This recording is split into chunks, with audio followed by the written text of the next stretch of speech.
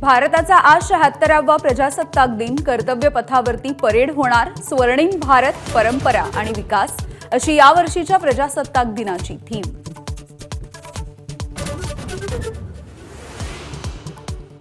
प्रजासत्ताक दिनाच्या निमित्तानं मुंबईच्या छत्रपती शिवाजी महाराज टर्मिनससह शासकीय इमारतींना आकर्षक विद्युत रोषणाई, तिरंग्याची रोषणाई बघण्यासाठी मुंबईकरांची मोठी गर्दी।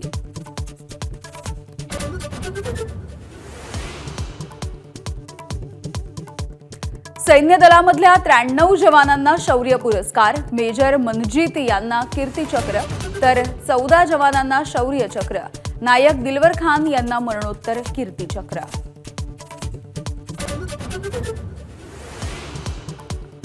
माजी मुख्यमंत्री मनोहर जोशी आणि गायक पंकज उधास यांना मरणोत्तर पद्मभूषण, शेखर कपूर यांचाही पद्मभूषण सन्मान तर सुझुकी मोटर्सचे संस्थापक ओसामू सुझुकी यांना मरणोत्तर पद्मविभूषण।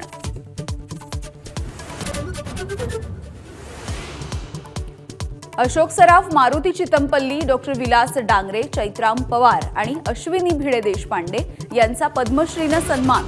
वासुदेव कामत, अच्युत पालव, अरुंधती भट्टाचार्य यांचा सुद्धा गौरव। महाराष्ट्राच्या रत्नांना 14 पद्म पुरस्कार।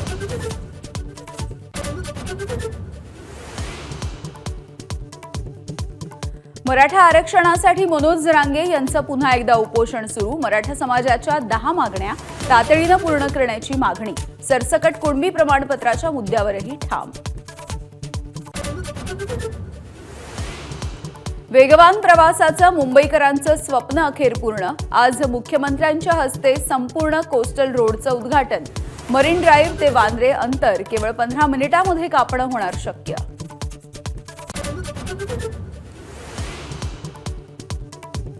बांगलादेशी घुसखोरांना आधार कार्ड, पॅन कार्ड बनवून देणाऱ्यांना ठाण्यात एटीएस कडून अटक। 3 बांगलादेशी नागरिकांसह 7 जणांना अटक।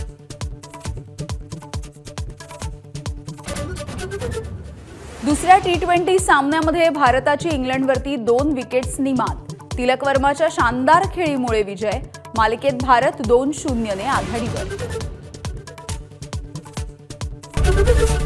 एबीपी माझा, उघडा डोळे बघा नीट।